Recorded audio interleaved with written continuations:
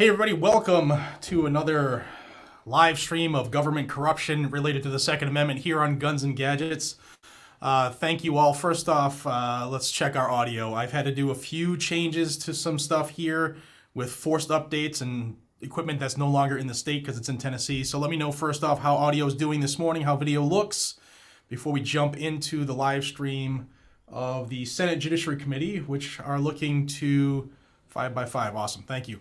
So what we're going to live stream is the Senate Judiciary Committee, and Senator Dick Durbin, who is extremely anti-gun, is going to talk about protecting public safety after the Bruen decision.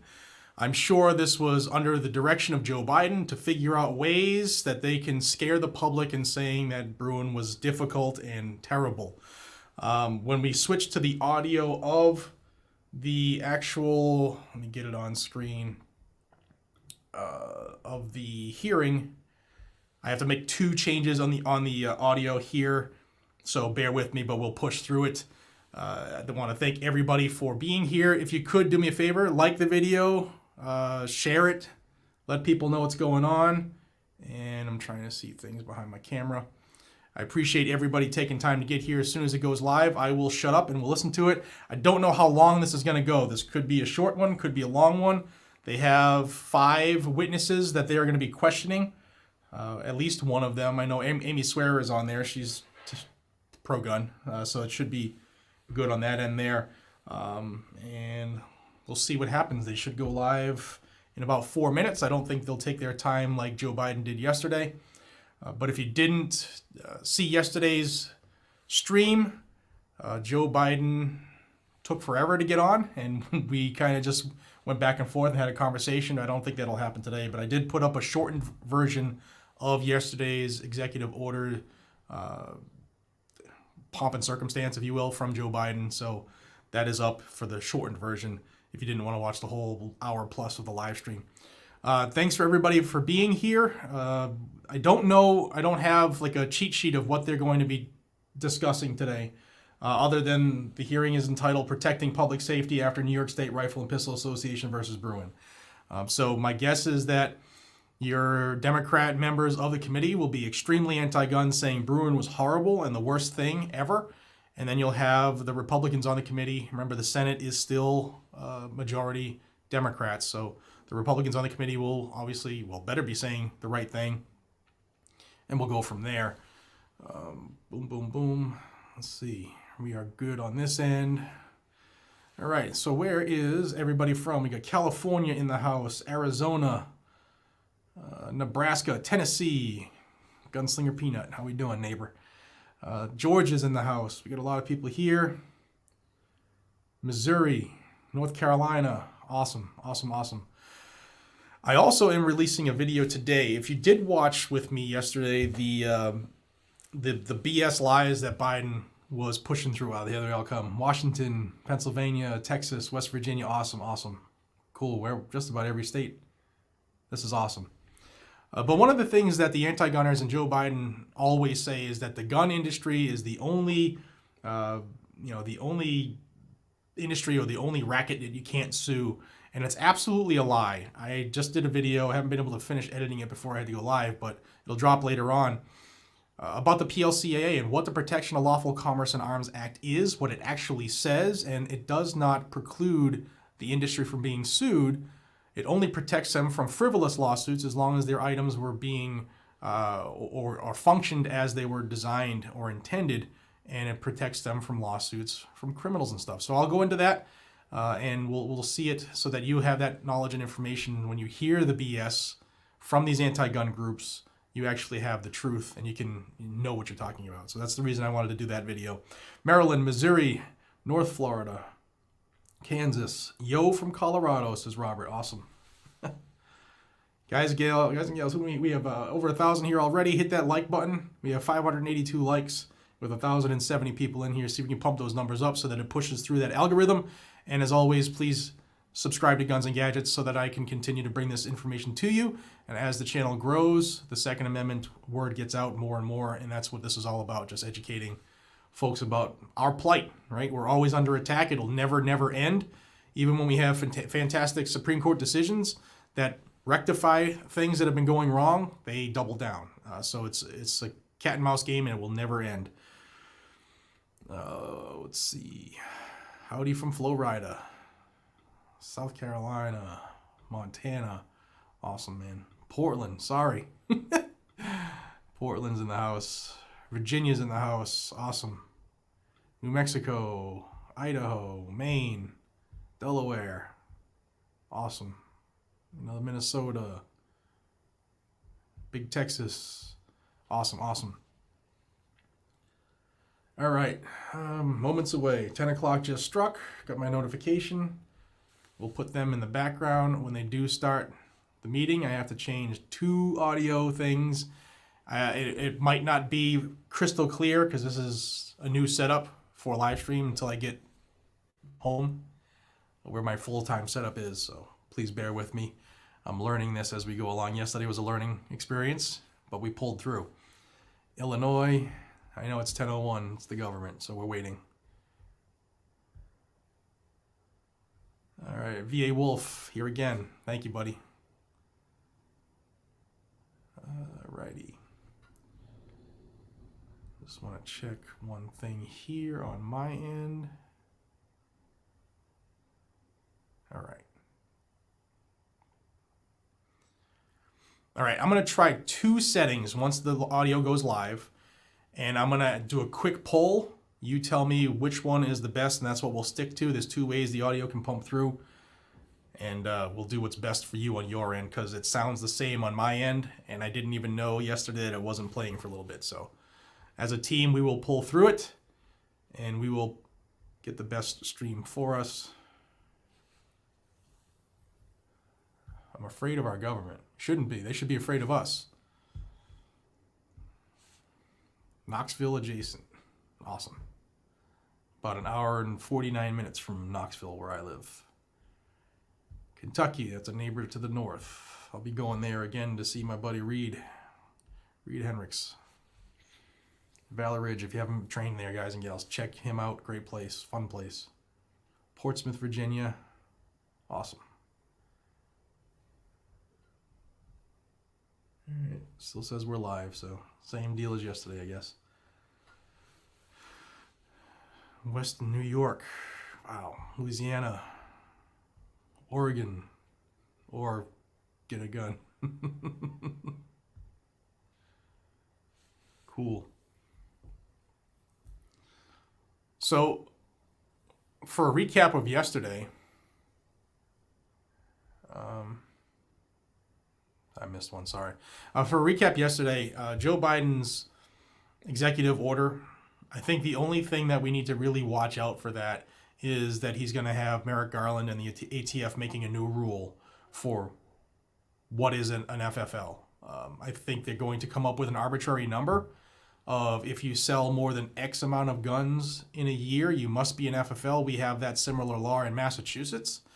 It's 4 is the magic number in Mass. If you sell a 5th gun or want to sell a 5th gun in Massachusetts, you need to be an FFL and then go through the 4473 background check system. They do that so that you know, obviously in their mind, they're going to stop people from selling, you know, machine guns out of the trunk of the car, but criminals don't follow the law. But that's what they're going to try to do. So that's going to be the biggest issue, I think, out of that executive order is that new rule that will be coming in the rulemaking process, which we'll cover as soon as it drops. And here we go. Let me switch. Oh, their audio is muted still, but I will get prepared to switch to their audio. Here we go. I'm switching now. Let me know which is best.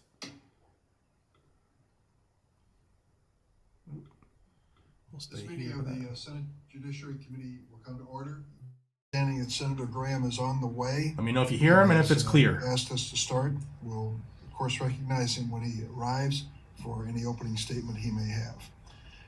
Last week, I went to the Senate floor and paid tribute to a fallen Chicago police officer, Andre Vasquez Lasso, 32 years old. Audio is good. He was an immigrant to this country, became a U.S. citizen, volunteered for the Chicago Police Department, and served there for 5 years.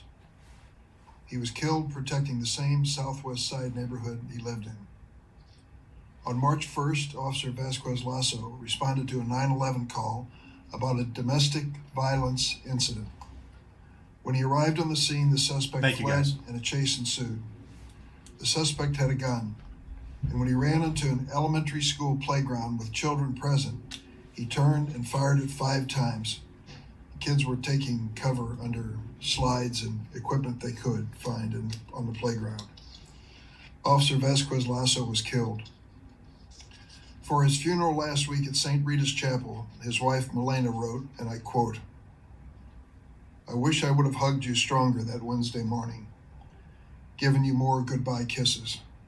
If only I had known it was the last time I would see you alive." Every day, millions of Americans, like Officer Vasquez Lasso, dedicate themselves to protecting public safety and keeping our communities and our kids safe. Law enforcement officers, emergency responders, social service workers, community leaders, and teachers. These are increasingly dangerous jobs, in part because there are more guns than people in this country, and hundreds of Americans are shot every day. We owe it to these Americans to enact laws that will help protect them from being shot and killed. I believe that well-regulated firearm ownership to keep America safe is consistent with the Second Amendment. But we're up against a gun lobby that wants to strike down the gun laws on the books and stop new ones from passing. And that brings us to the Bruen case. Here's a brief video.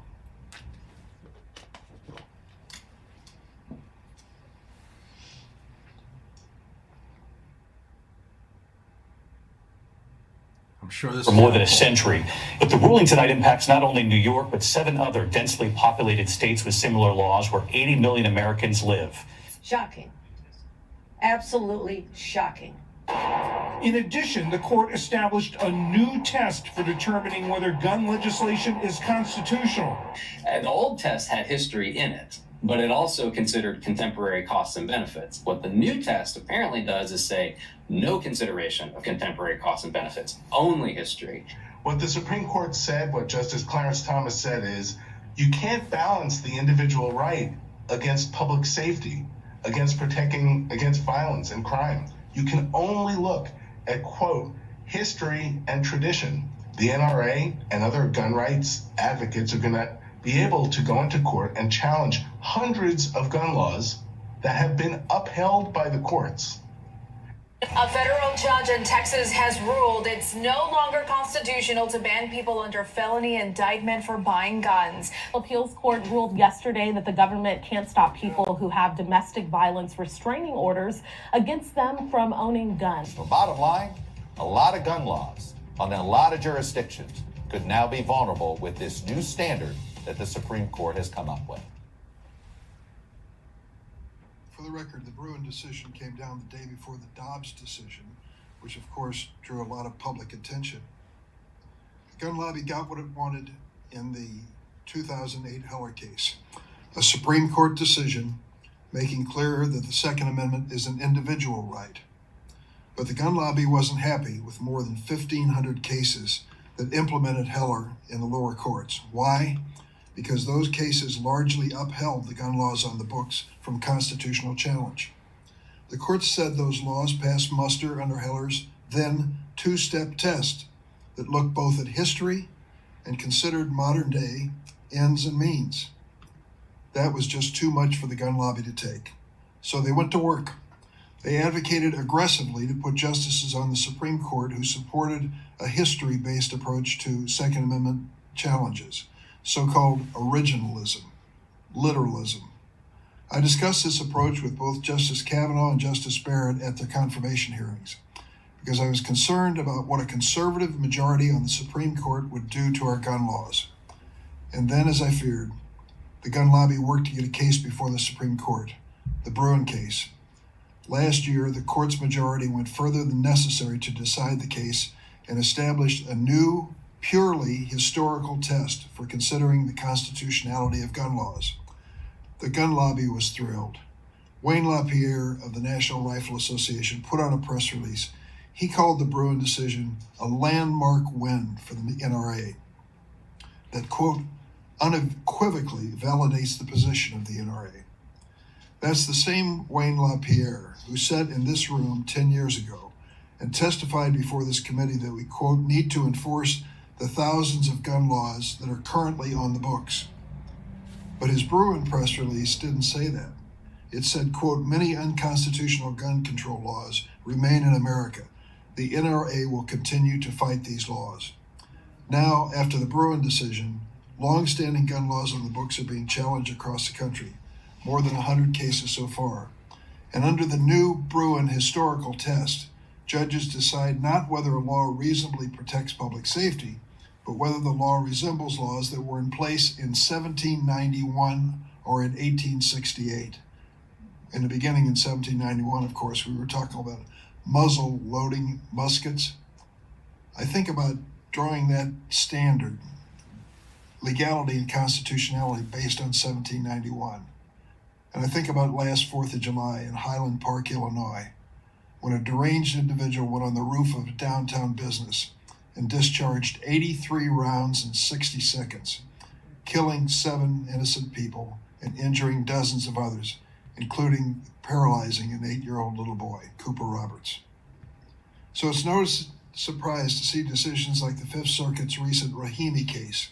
A panel of judges struck down a federal law barring those with domestic violence restraining orders from possessing guns. I can't square that decision with the actual danger that women and police officers face from armed domestic abusers. And I don't believe the founders of this nation would have wanted courts to simply ignore this danger when applying the Constitution they wrote. The chaos that the Bruen decision has caused was predictable. For 15 years, courts have been steadily applying the Heller decision to make reasoned judgments about gun laws on the books. Now, the Supreme Court has imposed a radical new framework under Judge Thomas's decision, with barely any guidance to apply it, and plenty of opportunity for judges to cherry pick from history to engage in judicial activism in the name of originalism. The gun lobby saw Bruen as a landmark win, but it's a significant challenge for police, law enforcement, and the population of America when it comes to public safety. That's what we'll discuss today. We have a distinguished panel of witnesses that will examine where we go as we navigate Bruen's unprecedented upheaval of efforts to combat gun violence. I look forward to this discussion. I now turn to the ranking member, Senator Graham. Thank you, Mr. Chairman. Well, number one, I think this is an important hearing to have. The role of the Second Amendment in average everyday life. Senator Cornyn worked in a bipartisan fashion to make some changes to background checks, putting money into the system to deal with folks that are a danger to themselves or others, to enhance public safety. So there's a bipartisan approach to some of these issues, but this sort of is the difference between the parties here, I would think. That America's Second Amendment was passed for a purpose. If you live in a kingdom and the king rules, the first thing they want to do is make sure nobody can object and that you're pretty well defenseless. You have to ask yourself, why did we have a Second Amendment to begin with? Well, if you understand the history of the country, people were fleeing England, where you couldn't say bad things about the king, you really couldn't express yourself. So the First Amendment allows you to speak openly and to worship the way you would choose, not the way the king would choose, and on and on and on, the right to assemble. The Second Amendment is to be able to bear arms. There are millions, 1.7 million times per year, people use firearms to defend themselves. I have a very long list of people who have been able to protect their family, their property, by having a firearm to ward off intruders and people who are acting aggressively toward them, particularly women. And Mr. Chairman, I'd like unanimous consent to put that in the record. Without objection. And what we're trying to do here, I think, is our Democratic friends are trying to make the argument that the Bruen-Heller cases, if they could, they would overturn those decisions. And I think people on our side are going to be unanimous in the idea that responsible gun ownership is part of American society. Guns are used every day to defend Americans, and people abuse their right to own a weapon. And I would hope we could find common ground to go after those who abuse the right to own a weapon, who act irresponsibly and enforce the laws on the books. So what we will be doing in response to this hearing is that I've introduced legislation, federal law, that would basically codify the Heller decision that the Second Amendment right to own a weapon is an individual right. In the Bruen decision, having a different legal analysis about efforts to regulate guns, more back to the historical perspective of why we have the Second Amendment. As you want to overturn these decisions, we will want to reinforce these decisions. We found bipartisan support for the idea of background checks and trying to get guns out of the hands of people who are dangerous, Mr. Chairman. But we haven't had much success in finding common ground on increasing punishments for those who are involved in crime. We're talking a lot about fentanyl, but we haven't done much to deter it. All of us see the laws regarding sexual exploitation of children in need of upgrading. So what I hope we'll find is some bipartisan support to go after the criminal and reinforce America's safety. This is a very dangerous time in America, Mr. Chairman. The policies being pursued in the major cities in this country are not working on the drug front, on the public safety front. And here's the sad news. There's probably never been a more important time to be able to own a weapon than now. The threats to the average American are going up, not down. And at the end of the day, the Second Amendment is part of our Constitution. It is part of the fabric of this nation. There is bipartisan support to make sure reasonable gun ownership reigns. But there will be, on our side of the aisle, Mr. Chairman, a robust response to the idea of undoing the legal framework that has come out of the Supreme Court, because we believe now is the time to reinforce responsible gun ownership, not to undermine it. Thank you. Thank you, Senator Graham. Today we welcome 5 witnesses. Let me introduce them. Our first witness is Ruth Glenn, President of Public Affairs National Coalition Against Domestic Violence. It's a project of the National Domestic Violence Hotline. Prior to joining this organization, Ms. Glenn had served at the Colorado Department of Human Services for 28 years, 9 of which she spent as a director of the domestic violence program. She is indeed a survivor of gun violence herself. Amy Swearer has appeared before the committee before. She is a senior legal fellow in the Heritage Foundation Edwin Meese Center, where her areas of scholarship include the Second Amendment, overcriminalization, school safety, and the intersection of mental health and gun violence. Eric Rubin, assistant professor at law at the SMU Dedman School of Law. His scholarship focuses on exploring the regulation of violence and weapons and how that regulation intersects with self-defense and Second Amendment. Rafael Mangual, did I pronounce that right? Good. Rafael Mangual is the Nick O'Neill Fellow and Head of Research for the Policing and Public Safety Initiative of the Manhattan Institute for Policy Research, where he writes on topics relating to police, crime, and incarceration, among others. And Stephen Lindley, who is the project manager for Combating Crime Guns Initiative at Brady.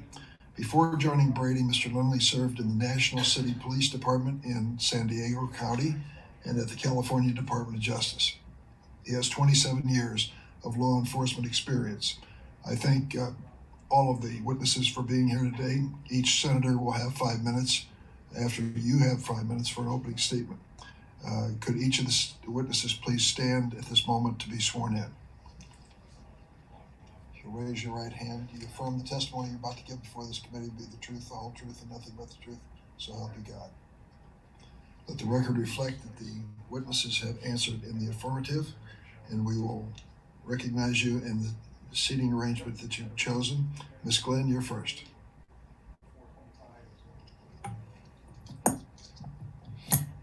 Good morning. Chair Durbin, Ranking Member Graham, and distinguished members of the Senate Judiciary Committee, I thank you for the opportunity to testify before you today on a critical issue, the impact of the Supreme Court's decision in New York State Rifle and Pistol Association versus Bruen on victims and survivors of domestic violence. As was stated, my name is Ruth Glenn. I am currently the Public Affairs President for the National Coalition Against Domestic Violence and the National Domestic Violence Hotline. I'm going to take my time to share with you why I do what I do, why it is important to speak to this issue, and how I hope to enable further understanding of the particular concerns for victims, survivors, advocates, and those that care for them when there is access to firearms by abusive, intimate partners. There was always a gun present during my 13 years of marriage. It was used as a tool to frighten me and control me. In one instance, when my son was 14 years old and he was struggling at school, my then husband aimed the gun at me, looked at our son, and said, "If you bring one more F in this house, I will kill your mother." I was so traumatized and terrified, I could hardly think. My experience was and is far from unusual. About 14% of women and almost 6% of men in the U.S. experience firearm threats from an abusive, intimate partner. 43% of those women who have been injured by a firearm include being shot, pistol whipped, or sexually assaulted. I wish I could share with you that that was the extent of my experience, but it was not. I am fortunate to be among that 43%. Fortunate because I was almost another statistic. One of the people murdered every 7 hours by an intimate partner, mostly with firearms. An abusive male partner's access to firearm increases the risk of intimate partner femicide 5-fold. A gunshot is the most awful sound. The smell is even worse, especially up close.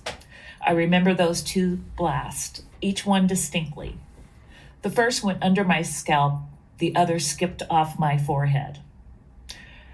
When a bullet hits you, you feel a stinging sensation. Their feed. There we go. Okay. Their feed's having Can't issues. be happening. And then he shot me again in the arm. He drove away and left me for dead. This was pre-1994 when Congress passed the law prohibiting respondents to final protective orders from possessing firearms. I did not have the benefit of legal protections that are now afforded to survivors with protection orders almost every. Their feed just dropped again. Come on, Supreme Congress, Court's figure rules it for out. constitutionality. All right, if I have to, I'm going to switch feeds here. That's them, not me. For once. Be a firearms law. Stand by, I'm going to check C-SPAN. The historical judge panel of the Fifth Circuit Court of Appeals found it unconstitutional in the United States versus Rahimi. The legal implication, as it applies only to Texas, Louisiana, and Mississippi. This is their end, guys. This is, for once, it's not me. And it does not apply to the relief written directly into protective orders. Robots. But it is important to realize the confusion and concern. Stand by, I'm switching feeds. Make up your own. It is also important to note that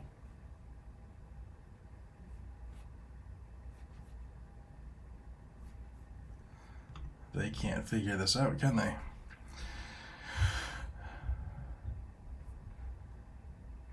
mentioning firearms there we in go. Texas, Louisiana, and Mississippi between February 2nd, when Rahimi was released, and March 9th, increased by 56.6% compared to the same time period last year. Given the general confusion, many respondents to final protective orders erroneously believe they are allowed to have firearms, and they believe they can no for protection from abusive partners with firearms. The lack of historical laws restricting firearms access by domestic abusers is not evidence that. Man, this stuff sucks. Subordinate status and needs of women in early America. State laws restricting firearm possession by adjudicated abusive intimate partners to be upheld. However, in the interim, some abusive intimate partners will legally access firearms they were previously forbidden from possessing, and some will use those firearms to terrorize or even kill their victims and others. The uncertainty created by Bruen has placed victims and their children in fear of their lives and created yet another barrier to safety. Thank you again for the opportunity to testify today, and I look forward to answering At least your it's questions. quick for her. Thanks, Ms. Glenn. Ms. Swearer? Chairman Durbin, Ranking Member Graham, and distinguished senators. Last June in Bruen, the Supreme Court affirmed that ordinary law-abiding Americans have a right to bear guns in public for self-defense. It struck down New York's restrictive public carry framework, which required applicants to prove they had a, quote, proper cause to exercise their constitutional rights outside the home, a burden that was usually insurmountable. Additionally, Bruen rejected lower courts' use of a heightened scrutiny approach, an approach that they, not Heller, created, and that in practice allowed many courts to never meet a gun law that they couldn't find perfectly constitutional. Instead, under Bruen, judges must assess whether the challenged restriction is consistent with the nation's historical tradition of firearms regulation. After Bruen, some pundits and politicians immediately responded with hysterical fear-mongering about its potentially devastating public safety consequences. Even today, the title of this hearing presupposes, albeit with fewer theatrics, that Bruen is a thing from which the public must be protected. This is simply not true. Bruen's immediate impact on public safety is positive. For too long, don't that cut their her right out. to arms ended the moment they left being forced behind criminal gun. This is particularly true of concealed carry permit holders. At the same time, as I outline in much greater detail in my written submission, they play a significant but underappreciated role in crime prevention and crime interruption. Yes, good faith applications of Bruen will likely reserve generally laws that weren't very. Come on, government, get your head out of your butt.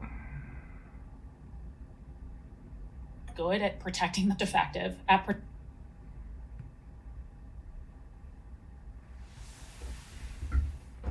protecting the public.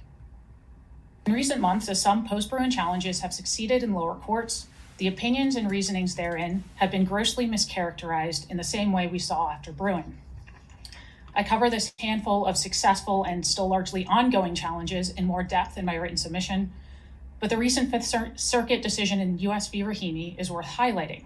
As others have noted, the panel struck down a federal statute prohibiting gun possession for individuals subjected to certain domestic violence civil restraining orders, and the opinion has been widely and wrongly denounced as meant from doing anything.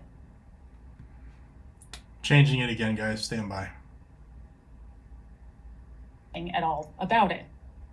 To the facts underlying that case. The defendant there, Mr. Rahimi, is a despicable cretin that no sane, sober, moral, or prudent person truly believes should own guns. Quite properly charged him with several crimes.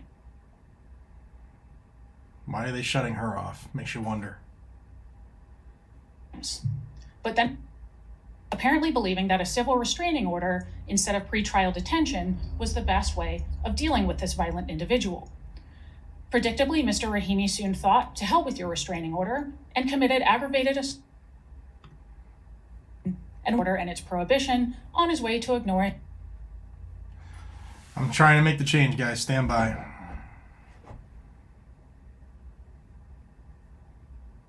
Ridiculous. A lot If of somebody other has a gun- link to the live feed, email me, GunsandGadgets He at shot at a guy he charter.net. sold drugs to. He shot at a constable. He shot at the driver of a car C-SPAN's crash he not loading. caused, fled the scene, returned in a different car and shot at him again, and then for good measure, fired a couple of rounds into the ceiling of a Whataburger restaurant. Let's assume, for the sake of argument, that the Fifth Circuit's interpretation of Bruen is correct, and the government can't charge Mr. Rahimi for violating his domestic violence restraining order because this is historically an inappropriate method by which to disarm people. Anyone who insists that this result somehow dramatically endangers the public either didn't read the case in good faith, does not understand the criminal justice system, or is very comfortable lying to your face. As the judges noted at length in that opinion, the There it goes again. held Rahimi for pretrial or either time that he violently assaulted someone. It could have disarmed him if and when Mr. Rahimi is ever released from prison. If somebody has the feed for C-SPAN, Every send it to me post-Bruen quick. court agrees and This is direct from the Capitol, this feed, and it's terrible.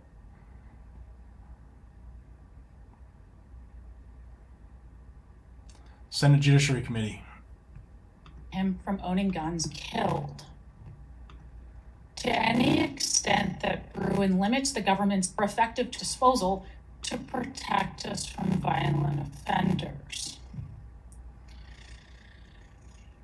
We are told all the time to respect the rights and needs of victims, as we should. We should respect them by detaining, arresting, and criminally prosecuting, defend themselves from these violent offenders when the government won't. I look forward to your questions.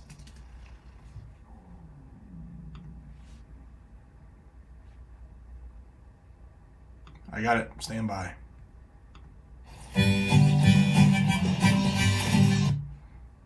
We're going to switch feeds.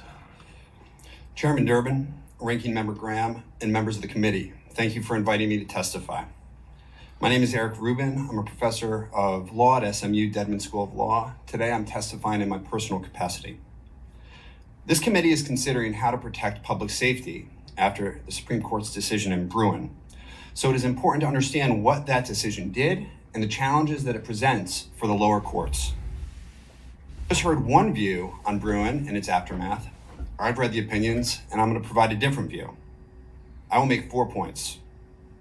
First, Bruen abandoned a mode of reasoning used for almost every other right and inserted a new test for evaluating the constitutionality of modern laws addressing modern guns and modern problems.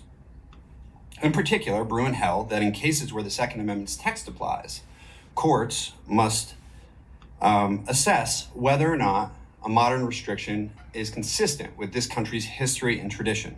And to do that, the Bruen majority said that the government has to point to analogous regulations from the late 1700s or perhaps the 1800s. Litigants in courts, the court said, are to compare how and why modern and historical gun laws burden armed self-defense.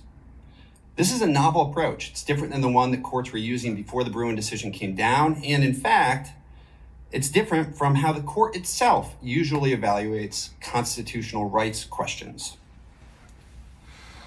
Second point that I'd like to make is that Bruen has introduced a substantial amount of uncertainty for Second Amendment doctrine with this new test. The lower courts have struggled to apply Bruen to modern laws such as those regulating 3D printed guns, large capacity magazines, or gun possession by domestic abusers. Bruen purported to constrain judicial decision-making through a test of historical analogy, but the post-Bruen case law highlights the risk that, in fact, Bruen has enabled judicial subjectivity and unpredictability.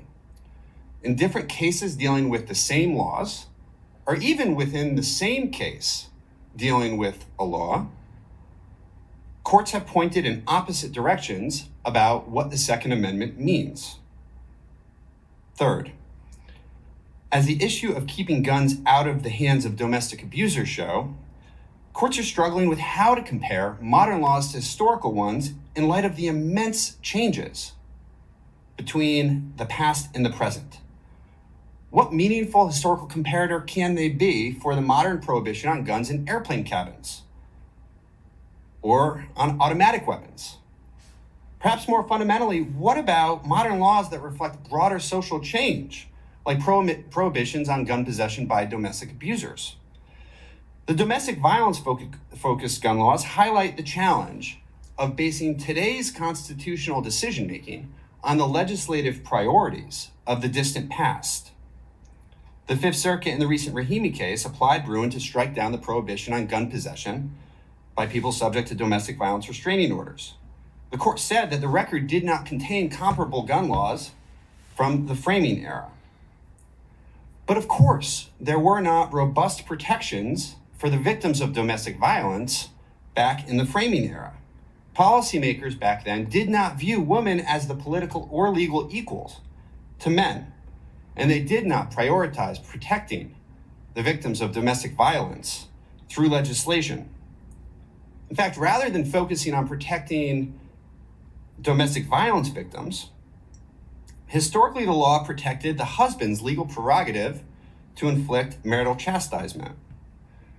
But it would be absurd to think that the Constitution today condemns us to that same view. Fourth, and finally, despite the initial disruption that is caused, Bruen does not mean the end of reasonable gun policy. We have a long tradition of gun regulation in this country, and the justices in the Bruen majority said that properly interpreted, the Second Amendment still allows for a variety of gun regulation. The major challenge after Bruen is how to compare historical gun laws to modern ones in light of changed circumstances. The Rahimi court, for example, recognized that historical laws disarmed various groups of people viewed to be dangerous, but it then construed those historical laws narrowly and concluded that they could not serve as analogs for the modern laws regulating gun possession by those subject to domestic violence restraining orders. But other courts have taken a different message from those same historical gun laws. In a case called Cantor v. Barr, then Judge Amy Coney Barrett looked at the same laws that were considered by the Rahimi court, but she reached a different conclusion about their meaning. She wrote, quote, "History is consistent with common sense. It demonstrates that legislatures have the power to prohibit dangerous people from possessing guns," end quote. The central challenge for the Second Amendment today is ensuring that history and common sense do not part ways. Thank you for the opportunity to testify, and I look forward to your questions. Thank you, Professor. Mr. Manuel. Good morning, Chairman Durbin, Ranking Member Graham, and members of the committee. I'd like to begin by thanking you all for extending to me another invitation to testify before this body on what is perhaps the single most important policy issue of our time, public safety, especially gun violence. My overarching point this morning is straightforward.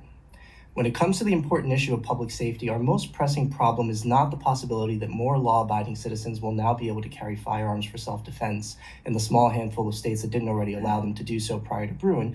It's that in so many parts of the country, legislative and administrative policy choices have exacerbated the risks associated with failing to arrest, prosecute, and meaningfully incapacitate high-risk, high-rate criminal offenders. As such, the focus of policymakers hoping to stem the tide of resurgent violent crime should be on identifying and plugging the holes created or made larger by recent depolicing and decarceration efforts. Failing to do so will inevitably lead to tragedy, as it has in so many cases already. One of those cases is the shooting death of Kiara Hudson Benefield in upstate New York last year. The 40-year-old mother was taking her kids to school when police and prosecutors allege she was fatally shot in the head by her husband. Her husband was released on his own recognizance the day before the shooting. That release came after being charged with savagely beating Kiara Hudson, an assault that was captured by a home security camera and shared with the authorities. And the release occurred despite the defendant having been paroled in 2015 after serving time for the armed kidnapping of an ex-girlfriend and escaping from a correctional facility. New York's bail laws required release and prohibited the judge from considering the danger that this man posed to his wife or the community. Perhaps the most tragic part of this story is that Kiara was so certain about the risk that she faced that she was reportedly wearing a bulletproof vest at the time she was killed. Instead of the safety that she needed, all the court would offer Hudson Benefield was a piece of paper containing an order of protection. Unfortunately, data from multiple sources suggest that when it comes to domestic violence, shootings, homicides, stories like the one I just told are all too common. A report published by the Indiana Criminal Justice Institute reported that the 3,036 individuals convicted of domestic violence in 2017 had a combined total of 15,396 prior arrests. A study done by the University of Chicago Crime Lab found that on average, those arrested for a shooting or homicide in that city in 2015 and 16 had 12 prior arrests. Nearly 1 in 5 had more than 20. This measure is in line with recent remarks from Washington, D.C. Metro Police Chief Robert Conti, who told members of the media earlier this month that, quote, the average homicide suspect has been arrested 11 times prior to them committing a homicide. What all of this tells us is that the laws that we have on the books regarding firearms restrictions, or any other criminal law for that matter, are no good to us unless we have the wherewithal to see to it that those who violate the rules are held to account in a way that actually protects public safety. And this is where the focus of policymakers should lie. We must be seeking to find and, where necessary, create opportunities to maximize the incapacitation benefits that attend the incarceration of bad actors. Actively supporting efforts to cut down on those incapacitation benefits is simply incongruous with calls for more gun rights restrictions as a means to pursue public safety gains. And yet cutting down on incapacitation is precisely what recent criminal justice reforms have achieved over the last decade plus.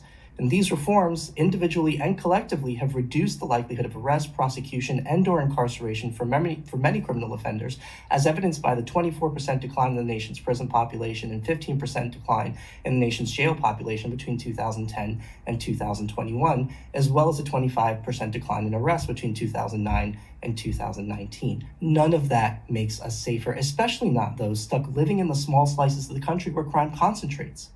The downside risk associated with the push for decarceration and depolicing will be borne disproportionately by the very same people living in the pockets of concentrated gun violence. And this was made crystal clear by a study published last year and reported on by the Wall Street Journal, showing that the 2021 firearm homicide victimization rate approached 60 per 100,000 for Black men, reaching its early 1990s peak, which is almost double what it was just 10 years ago. The white male rate stood in the single digits. America's gun violence problem has gotten significantly worse in recent years, and that should concern us all. The reversal of the progress made over the 1990s and early aughts has hit a very small slice of America in a very big way. Now, I'm encouraged by this committee's desire to engage with this problem, but I urge its members to consider that the policies most urgently in need of change are those that have lowered the transaction costs of committing crime or raised the transaction costs of enforcing the law. At the end of the day, rules without the means or will to enforce them are little more than empty threats. And for those stuck living in America's most dangerous neighborhoods, they're broken promises to boot. Thank you, and I look forward to your questions. Thank you, Mr. Manuel. Mr. Lindley. Chairman Durbin, Ranking Member Graham, and distinguished members of the committee, thank you for the opportunity to testify before you today. My name is Steve Lindley, and I've spent my career in the service of public safety. For nearly 3 decades, it's been my honor to serve in law enforcement, starting as a cadet, working my way up to a detective, sergeant, and then a special agent. I made it to the upper ranks of the California Department of Justice and spent nearly a decade as the chief of the Bureau of Firearms. Today, I work with the Combating Crime Gun Initiative at Brady, one of the nation's oldest gun violence prevention organizations. I serve as a senior technical advisor on firearm issues, California gun laws, and the source of diversion of trafficked firearms. California was a very different place when I joined the police force in 1990. At the National City Police Department, we responded to shootings every night. Everyone in the streets had a gun, and by 1993, California had a firearm homicide rate that was 46% higher than the national average. Our streets were awash with guns and victims, and every day my colleagues and I put our badges and our vests on and hoped for the best. Almost every cop has a moment when gun violence really hits home. For me, it was in 1992 when I held a 16-year-old boy and watched the life drain from his eyes. He got into a fight over a girl, a fight that happens every day in our country, sometimes hundreds of times. Except during this fight, one of the kids had a gun. What should have ended with a bruised ego and maybe a black eye ended with that boy coughing up blood all over me. He asked if he was going to die, and I wish I could have told him he was going to be okay. I wish my story was unique, but it represents a bigger problem that requires more than thoughts and prayers. Between 1989 and 1991, California took its initial steps to address gun violence, passing an early assault weapons ban, comprehensive background checks, and prohibitions for violent offenders. Nationally, there was also a reckoning of gun violence, with Congress passing the Brady background check bill and assault weapons ban. California built in these laws, establishing a reasonable framework of gun laws, and it worked. In the last 3 decades, our firearm homicide rate was cut in half. Today, California remains the biggest state with many of the country's largest cities, but our gun death rate is 36% lower than the national average and 7th lowest in the country. It could have been much lower, but the most recent statistics from ATF shows that tens of thousands of guns traced to crime in California come from other states. Needless to say, we also share the national burden of mass shootings, most recently Monterey Park and Half Moon Bay. However, our laws, especially around assault weapons, make it much more harder for mass shooters to access the most deadly firearms. Californians are 25% less likely to die from a mass shooting than people in other states. We have some of the strongest gun laws in the country, and they're working. But rest assured, the Second Amendment is alive and well in California. We have more civilian-owned firearms than most other states. More than a quarter of Californians live in a gun-owning home, and Californians purchased almost 1 million firearms last year. This past summer, the Supreme Court upended California's long-standing framework with the opinion in Bruen. And today, California's assault weapons ban, high-capacity magazine ban, age restrictions, and ammunition background checks are all at risk. Federal laws are also at risk, including those passed by this body last year. In courts across the country, we're seeing confusion and activism in applying the new Bruen standards. States are being forced to reconsider every law as if it was written in 1791, when muzzle-loaded muskets and pistols were the only firearms available to the public. Evidence shows that laws protect public safety while representing Second Amendment rights. I'm neither a lawyer or a historian, but what I can tell you after nearly 30 years in law enforcement is that if gun safety laws continue to be struck down, it'll be harder for law enforcement to protect public safety and will make their jobs far more dangerous. After nearly 3 decades in law enforcement, I can also say that we cannot incarcerate our way out of this problem. We tried that and it didn't work. While we all agree we need to enforce the law, we do not devote enough attention to the upstream source of guns being trafficked into our communities. Guns do not grow in trees, and they do not magically appear on our streets. In addition to my work at Brady, I'm also a high school teacher. My students worry about a million different things these days. Near the top of that list, are they going to be shot on the way to school or while at their desks? As I watch over my students, I'm constantly reminded of that 16-year-old kid who died in my arms. A kid who, today, could be in my class. He lost everything he was and everything he could have been. I look at my students and I wonder if I will lose one of them. Will one of them lose their future to senseless gun violence? Will my daughter? That's a question that terrifies me every day. A question millions of parents ask themselves every day. Thoughts and prayers are not enough. Action is needed. Thank you for the time today, and I look forward to your questions. Thank you, Mr. Lindley. We'll start the questioning. I want to thank you personally. 27 years in law enforcement, and I want to thank all the men and women in law enforcement. We know that they are under close scrutiny and living lives which subject them to dangerous situations on a daily basis to protect us, our neighborhoods, and our homes. But let me ask you this point blank. We're in mourning in Chicago because 2 weeks ago today, an officer responded to a domestic violence incident, came across a man with a gun, chased that man, who turned on him and killed him in a playground of a school in Chicago while the children around were cringing in fear. How often do domestic violence incidents, have you run into domestic violence incidents in your practice of law enforcement? Thank you for the question. Law enforcement is one of the most difficult jobs I think we have in this nation. we ask a lot of our officers day in and day out. And one of the most unpredictable situations that they're called to deal with is domestic violence. They're going into a charged, emotionally charged situation, and not knowing what the basis of it is into a situation that may have taken years to come about. Also, you look at the different type of weapons inside the house. You have firearms, you have bats, you have knives, you have frying pans. It is a very difficult situation, and lots of injuries to law enforcement and injuries to the public come about from domestic violence situations. So one of the witnesses here says, well, it's okay, Rahimi, if you accept it, that person would have a gun, they'll probably break some other law that they can be prosecuted. Does the presence of a firearm in a domestic violence dispute make it more dangerous for the police? Absolutely. Firearms in the house when law enforcement's there in an emotionally charged situation, unless the situation is completely controlled, which is difficult for law enforcement to do these days, makes it very dangerous for them. Professor Rubin, let's follow what the court has decided and see if you can help me understand it a little better. They've decided that they can't find, and Rahimi, they decided they couldn't find an analogy to removing a firearm from a person who was under a domestic violence protective order. And so as a consequence, they struck down the applicable law in that situation. And yet when it comes to the firearms themselves, they don't go back to 1791 and ask the obvious question. What did the founding fathers have in mind when they used the word arms? They seem to have expanded to almost anything.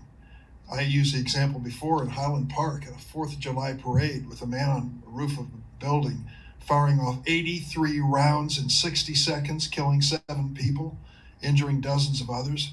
There wasn't even a weapon imaginable in 1791 that could do that. How do they make that leap when it comes to arms to include that type of assault weapon? Thank you, Senator.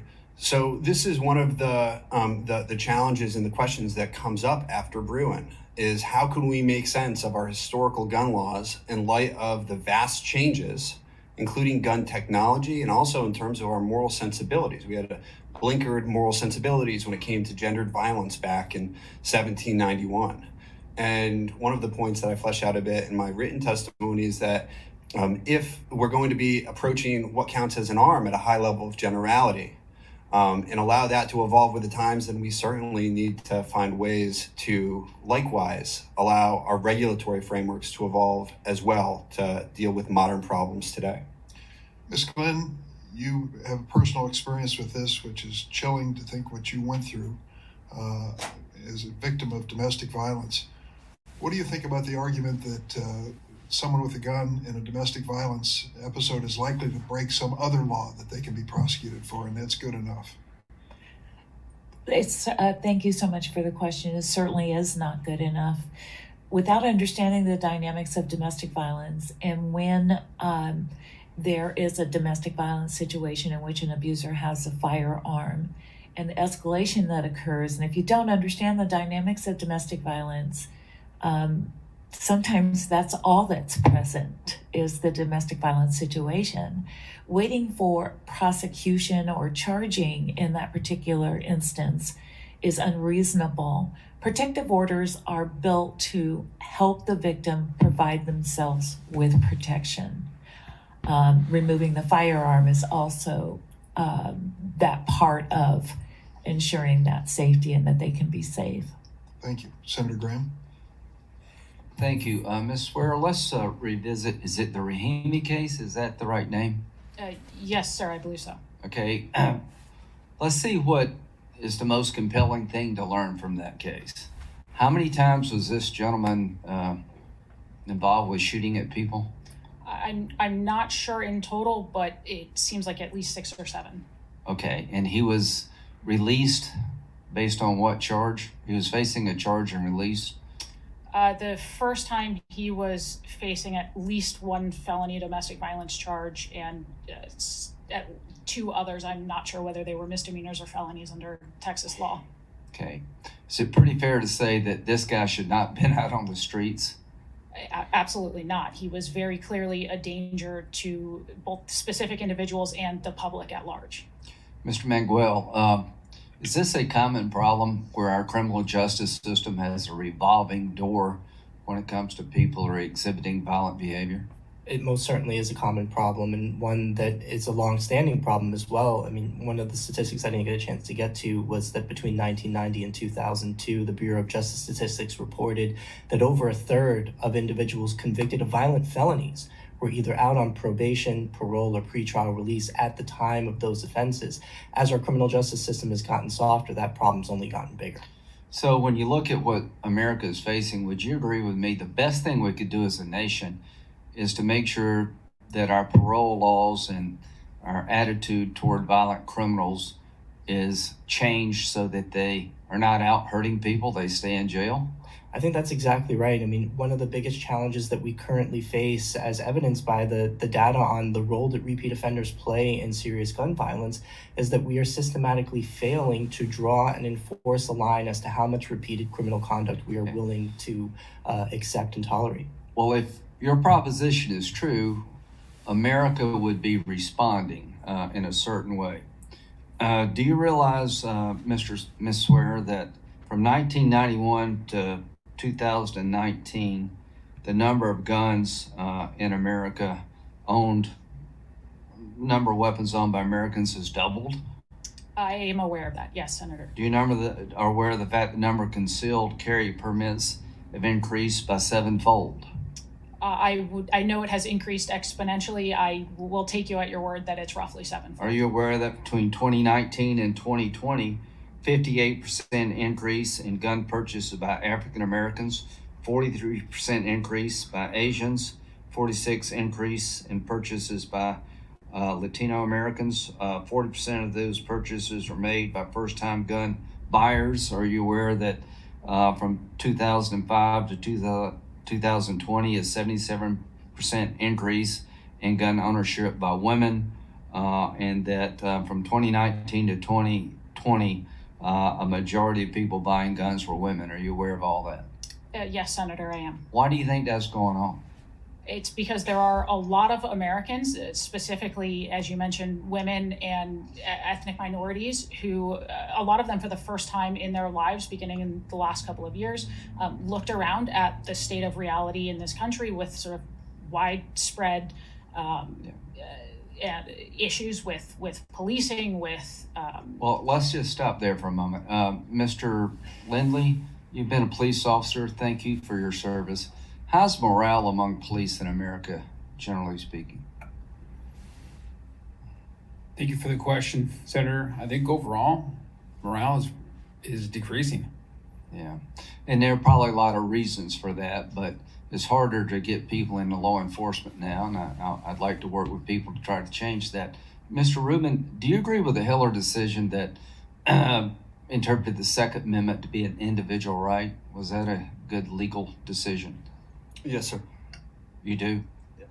Thank you. Ms. Glenn, your experience was terrible.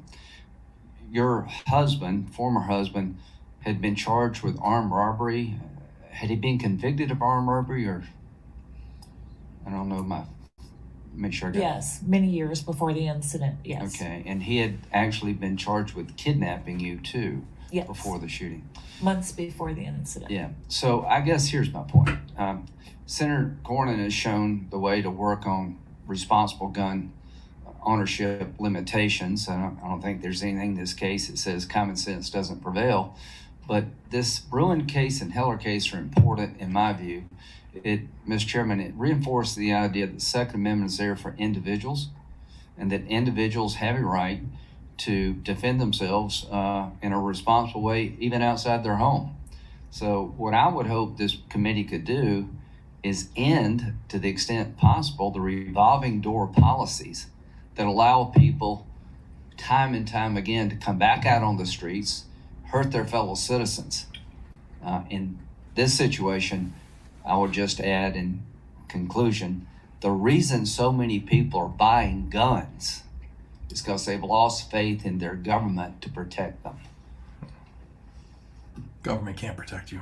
Thank you, Senator Graham. Senator Whitehouse. Thank you, Chairman. Thank you to the witnesses for being here. Professor Rubin, the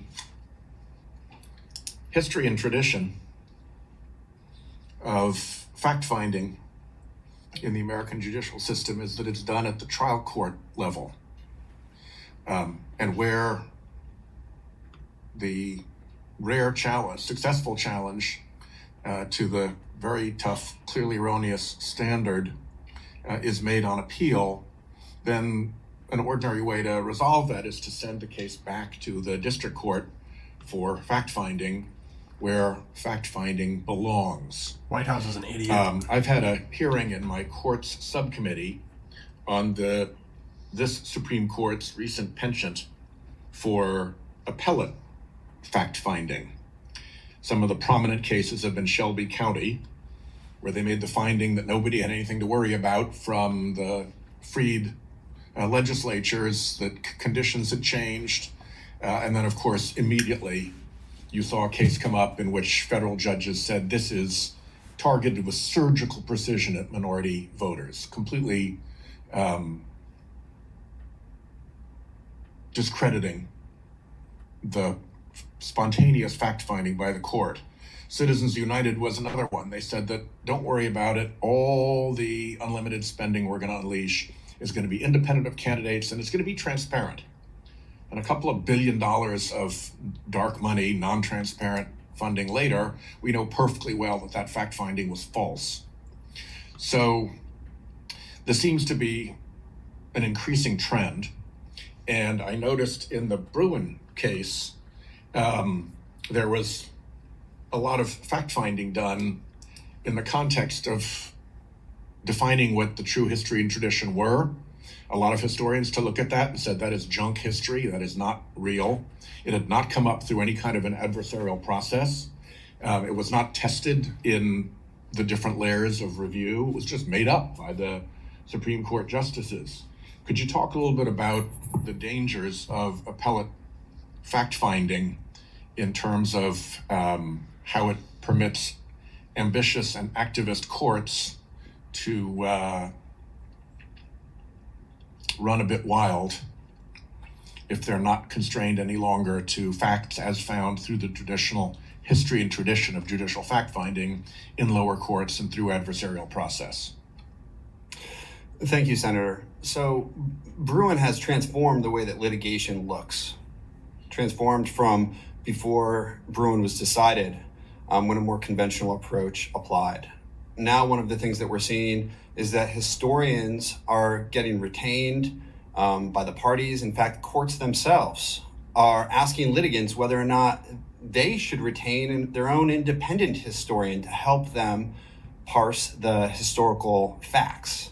And one of the challenges that comes up, as you mentioned, is what happens on appeal, especially if a court on appeal is doing historical fact-finding that subsequently is determined to be erroneous.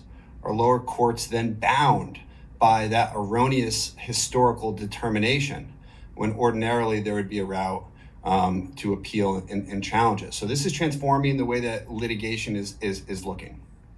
I think it needs to transform a good deal, because if you have an appellate decision that stands on what events have proven to be utterly false facts, and the appellate court hasn't gone back and cleaned up its clear error, then it becomes incumbent on the lower courts to take a look at that and see if it really makes sense, because Marbury v. Madison says that it's the job of the Supreme Court to decide what the law is. It has no particular expertise with respect to the facts. Thank you.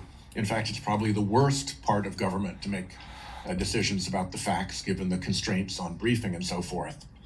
So thank you for that observation. The other thing that was notable about Bruen was that 12 NRA-funded amici showed up, and the funding disclosures at the Supreme Court have been a continuing source of frustration. The Judicial Conference is now looking at that, and I hope we'll be putting out a report fairly soon.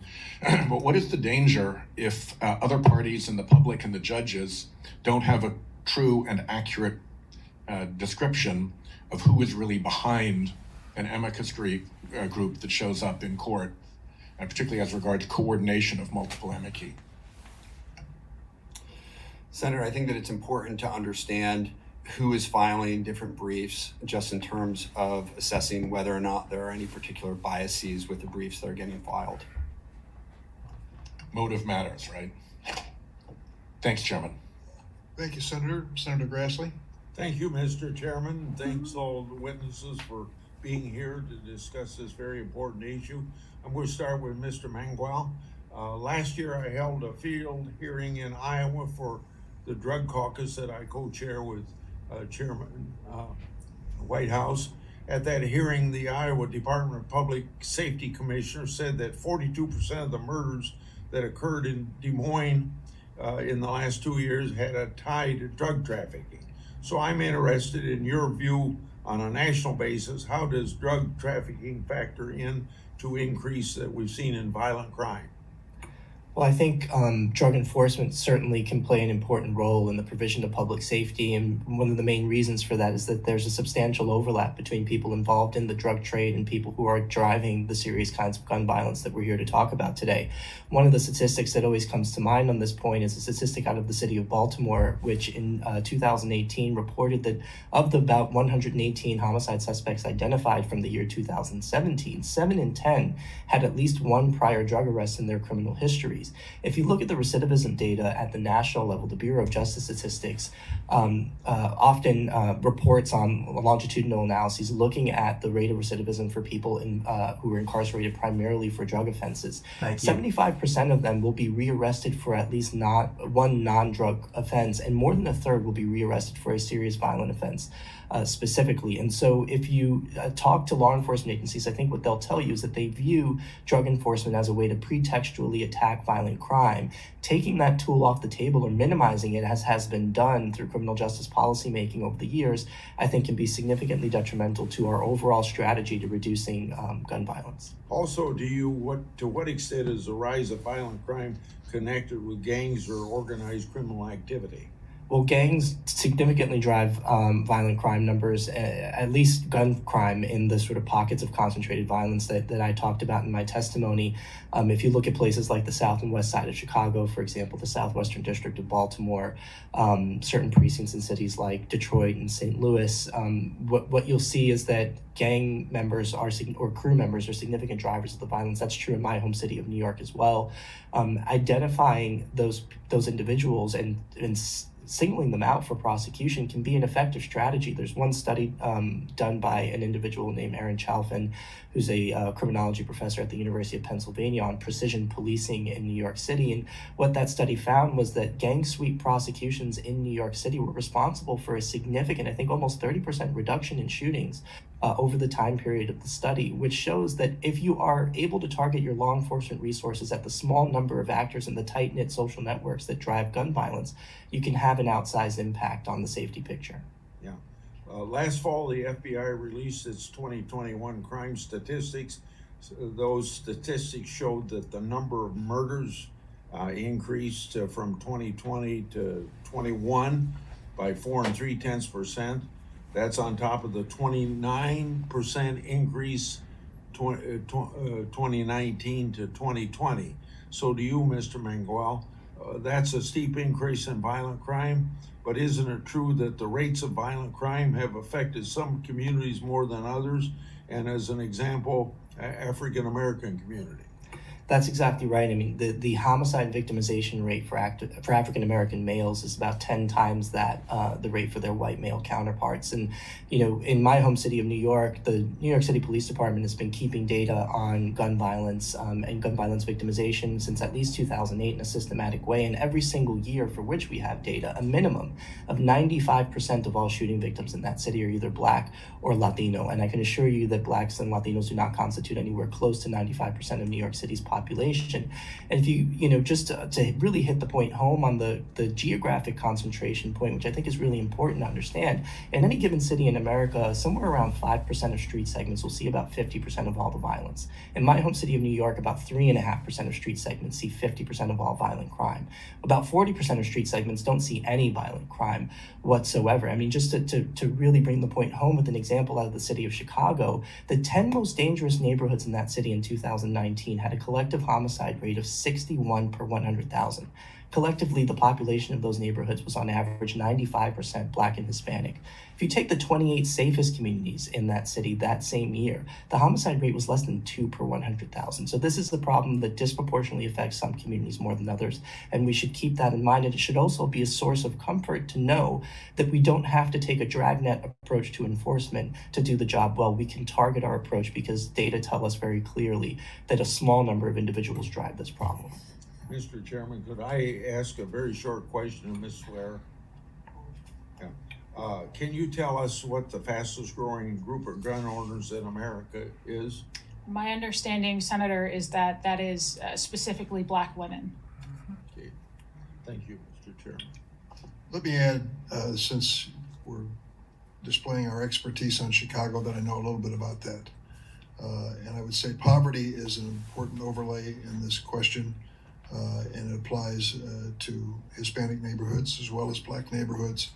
And I also think that if you're looking at the general population in the city of Chicago, you'll find that violent gun crime is now reaching beyond those areas into other neighborhoods because of social media and many other aspects. So there's a lot more to the story than what you just said. Senator Hirono. Thank you, Mr. Chairman. In 2020, Hawaii had the lowest gun death rates and the third lowest rate of gun ownership in the entire country. Prior to Bruen, Hawaii police departments had only issued 4 licenses to carry in the past 2 decades. Following the court's decision, however, police departments across all counties in Hawaii have begun issuing licenses. As of December 2022, Hawaii County has issued 89 concealed gun licenses and Maui County has issued 18. Between 50,000 to 60,000 people are expected to apply for a concealed carry permit in upcoming years. State and local officials have expressed concerns that lax gun laws may lead to a rise in violent crime. Consequently, county police departments have implemented stronger requirements for applicants seeking licenses to carry. State and local legislators have also introduced gun safety measures, including an enacted law in Hawaii County designating sensitive places, such as churches, where firearms are prohibited. However, gun owners have stated their intent to challenge these gun legislations in court. In September 2022, the National Association for Gun Rights, NAGR, filed a lawsuit against the state of Hawaii seeking to overturn the state's ban on assault pistols and large capacity magazines. The NAGR is seeking to challenge the constitutionality of these laws under the court's new framework in Bruen. The organization had filed 6 other lawsuits against state and cities with assault rifle or large capacity magazine bans. So a question for Mr. Lindley. Do you think that the concern over the thousands and thousands of applicants who will now apply for licenses in Hawaii and that this could lead to a rise in violent crime, is that a misplaced concern? Do you agree with the concern of law enforcement in Hawaii? I do agree with those concerns, Senator. If you just looked at more guns equals safety, there's over 400 million firearms in the United States. If that was the case, we should be the safest country in the world. And if there were a problem, you'd know more about guns it. is not the answer to safety. I agree with you. And the statistics I pointed to in Hawaii, where we have some of the strictest gun safety laws, and there is a cause and effect as to the use of guns in Hawaii in violent situations. Ms. Glenn, you have spent almost 30 years as an advocate for domestic violence victims and have testified today on the impact of Bruen on intimate partner violence. Just last month, the Fifth Circuit, in the first major case to apply Bruen, found that portion of the Violence Against Women Act that prohibited the possession of firearms by those subject to certain domestic violence restraining orders violated the Second Amendment. This kind of restriction was a common sense kind of restriction on violent abusers. How will interpretations of Bruen, like this one in the Fifth Circuit, make it harder to protect victims and survivors of domestic violence? Thank you so much for the question. I think we go back to my written testimony, which is there has to be some type of protection that is allowed before the violence escalates. So having a protection order that says that I can have a firearm removed from the situation so that I am safer is very, very critical. Well, I'd say under Bruen, maybe there's no historical basis for removal of a firearm in those kinds of circumstances.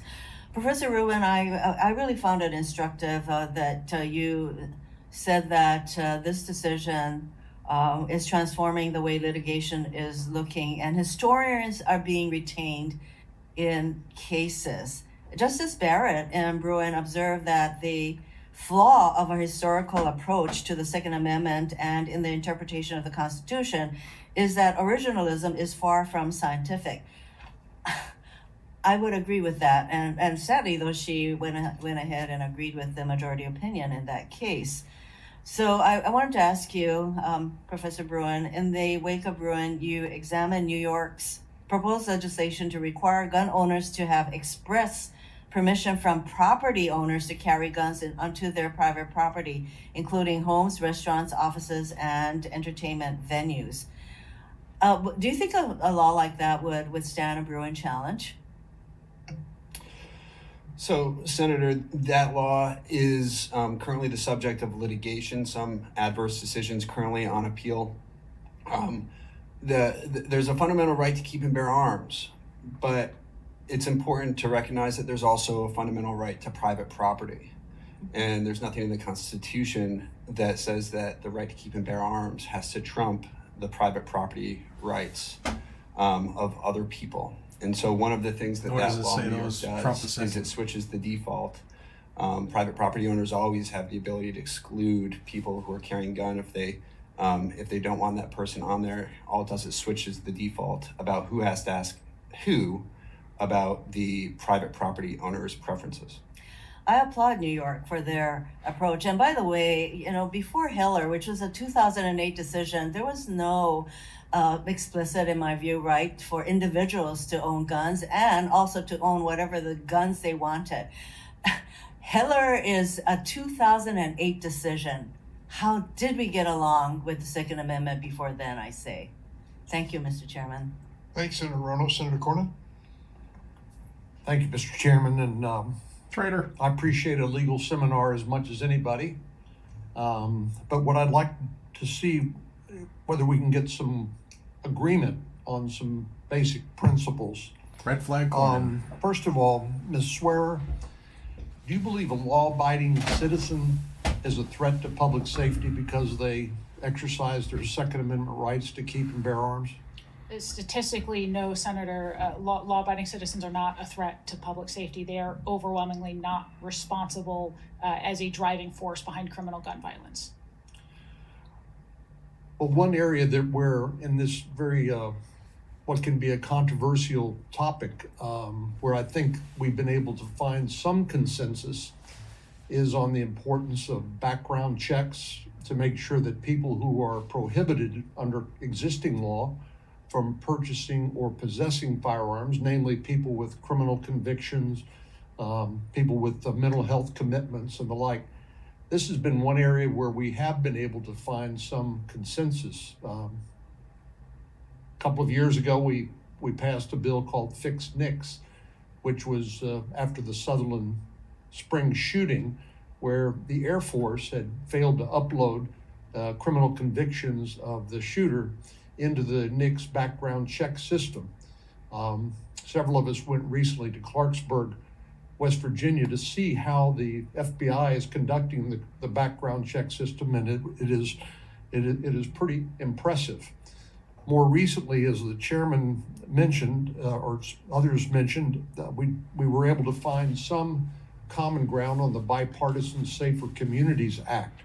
Again, in an area where it's hard to find much common ground.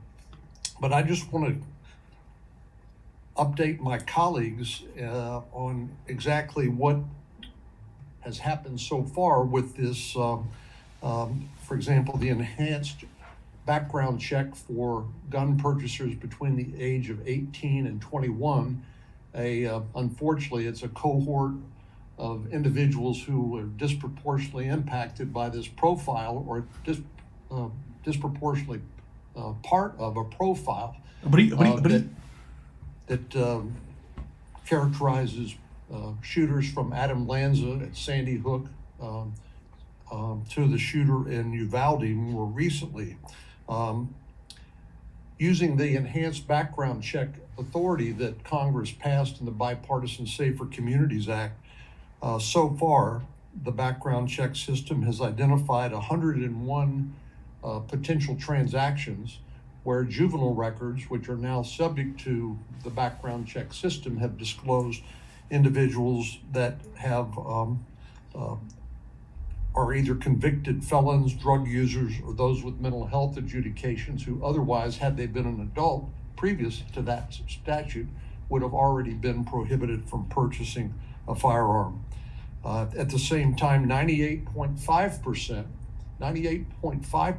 of the National Instant Criminal Background Check transactions are unaffected by the Bipartisan Safer Communities Act. So it was focused on that cohort, that age cohort that was disproportionately represented in some of the mass shootings that we've seen around the country, and it seems to be working.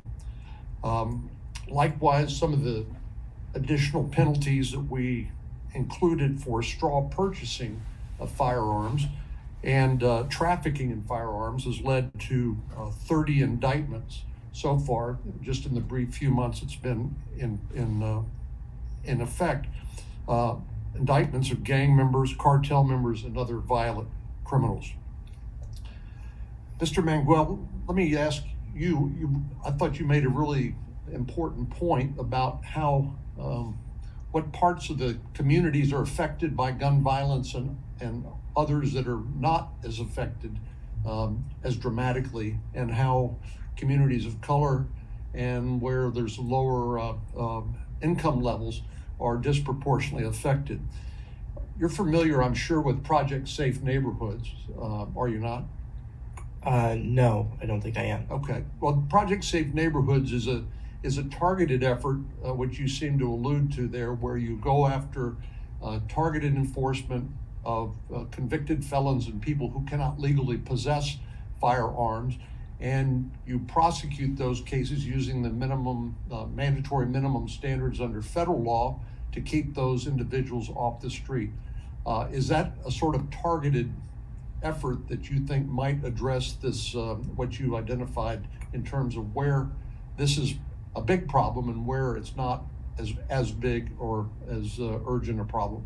I do. The kind of prohibited possessor laws that you're talking about that carry those significant sentences, I think, can be a really important tool in a targeted approach to addressing the gun violence problem. Thank you. Thank you, Senator Cornyn. Senator Welch. Thank you, Mr. Chairman. I thank the witnesses. You know, this question of gun violence, it's really being affected by changes in analytic approach by the Supreme Court.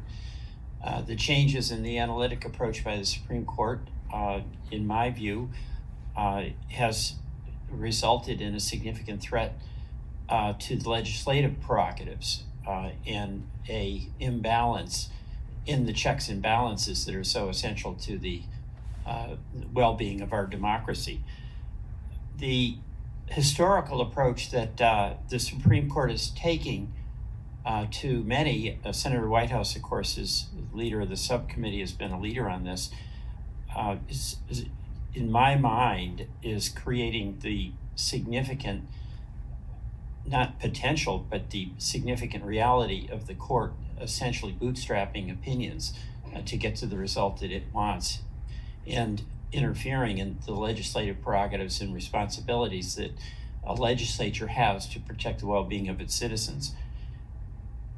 This historical approach I want to ask you about, Professor Rubin, you've been talking about it, but it is leading to some of these anomalies where things that the lower courts are deciding in response to this seem to me to make no sense whatsoever. I'll just give a specific example. In the United States v. Price, a district court held that a federal law prohibiting possession of a firearm with an altered or obliterated or removed serial number, something's essential in law enforcement investigation, was unconstitutional. And the reason was we didn't have serial numbers that weren't in common use in 1791. And the way I react to that is the court is the ultimate legislative body when it has the capacity to essentially waive away the rights of the people of this country through their elected representatives to address challenges that it faces as a society. Could you comment on that? Yeah, separation of powers. They're not a legislative body. Sure, thank you. So you talked about legislative prerogatives, and indeed during this hearing, I've heard a lot of comments about policies that, in some people's opinions, work or don't work. And traditionally, conventionally, that was what legislative bodies focused on. And one of the problems and concerns with the Bruen opinion is that the Bruen opinion said that, in fact, it's not modern legislative priorities that are most important for assessing the constitutionality of modern laws, addressing modern problems. It's the legislative priorities of legislative bodies over 200 years ago. Now, this still shouldn't cause all gun laws to be struck down. The court set forth some standards, but they're simply not specified enough to provide a lot of guidance. And so one of the things that we're seeing in the lower courts, including the Price case and others, is that courts are emphasizing or de-emphasizing different historical facts. They're construing the history differently, and then they're reaching different results in the same case. So with respect to altered serial numbers, for instance, one of the things the Supreme Court said is that modern courts have to compare modern and historical laws in light of how and why modern laws impact armed self-defense. Well, it's unclear how a law that simply restricts somebody from removing a serial number has any impact on that person's ability to engage in armed self-defense. So there are differences of opinions there, and the opinions are coming out and pointing in different ways, different directions about what the Second Amendment means. Let me just ask Mr. Lindley, all your work in law enforcement, how does it affect you? There's discussion about law-abiding people aren't the problem. We all agree with that. Makes sense. But you deal with a lot of other people who aren't so law-abiding, and also law-abiding people who have a temper and have a gun and have a domestic partner. Sometimes in that moment are not so law-abiding. Can you comment? So we've talked a lot about individuals and all the arrests that they've had. One of the things we have here in the United States is you are innocent until proven guilty. You can have a lot of arrests, but individuals with mental health problems, convicted felons, people with a history of other types of violence, whether it's a misdemeanor, those individuals with firearms it's a poisonous cocktail, not only to the community, but to law enforcement, and they're very difficult and dangerous to deal with. Thank you. Yeah, my time is up. Thank you. I yield back, Mr. Chairman. Thank you, Senator Welch. Senator Lee. Thank you, Mr. Chairman. I do think it's important in this conversation to remember that we're not talking about legislative priorities from 200 years ago. We're talking about a provision of the Constitution. It's different than a legislative priority. When we adopt something into the Constitution, we're making a law that's meant to stand the test of time. Unless or until that amendment is removed or altered, it stands, and it's the job of the court to interpret what that means. And that's exactly what happened here. I do think it is important, and I agree with Senator Welch, that it's very important that we always focus on the rights of the law-abiding and keep those in mind whenever we consider legislation or legislative strategies here. One of the worst things you can do, particularly where a constitutional right is involved, but really in any case where you're dealing with something that involves public safety, is what are we doing that might make it more difficult for the law-abiding to defend and protect themselves? What is this legislation going to do to make us safer or less safe? It's important to remember a few dynamics that are well known with respect to this study of criminal offenses. in with respect to advice that we've received from seasoned law enforcement officers. Just last week, DC Police Chief Robert Conti remarked, quote, "If we really want to see homicides go down, keep bad guys with guns in jail." And he went on to say, right now, the average homicide suspect has been arrested 11 times prior to them committing a homicide. That's a problem. Mr. Mangwal, do you want to respond to that? Is this, do you share this view that if we want to keep homicides down, we have to arrest, convict, and detain those who are violent? I do share that view, especially with respect to the last part of that, plan, the detainment part. I mean, the failure to incapacitate repeat offenders is at the core of America's gun violence problem and has been for a long time. If you look at the statistics on people who are charged with homicides or shootings, you will inevitably see long criminal histories that involve multiple arrests, multiple convictions, and often active criminal justice statuses. Until that changes, we are going to continue to deal with this problem, especially given the fact that over the last 10 years, we have exacerbated it by enacting all kinds of reform efforts that have, again, lowered the transaction costs of criminal offending in important ways, whether we're talking about bail reforms, discovery reforms, sentencing reforms, decriminalization efforts, the electoral success of the progressive prosecutor movement. All of these things have come together to make it less likely that when individuals come before a court of law after being charged with a gun crime or some other kind of serious offense, it becomes less likely that they will be prosecuted and incarcerated. And if they're prosecuted and incarcerated, less likely that they'll be there for a significant period of time. And as a case in point, just recently, the District of Columbia Council voted to reduce criminal penalties for a lot of these same offenses. The same bad guys committing violent crimes with guns. And so it defies reason and logic to say that that is not a problem when we know that is the source of the problem. It's also important for us to remember how the Bruen decision reached its conclusion and the constitutional reasoning on which it was based. I find especially helpful the penultimate paragraph in the majority opinion, which reads as follows, quote, "The constitutional right to bear arms in public for self-defense is not a second-class right subject to an entirely different body of rules than the other Bill of Rights guarantees. We know of no other constitutional right that an individual may exercise only after demonstrating to government officers some special need. It is not how the First Amendment works when it comes to unpopular speech, or the free exercise clause, or protections with regard to the free exercise of religion. It's not how the Sixth Amendment works when it comes to a defendant's right to confront the witnesses against him. And it's not how the Second Amendment works when it comes to public carry for self-defense." Ms. Swear, do you agree with that assessment, both as a matter of constitutional reasoning and as a matter of logic when dealing with crime? Senator, I absolutely do. The Second Amendment, especially in what we saw with New York's framework, was fundamentally treated and held to a different standard.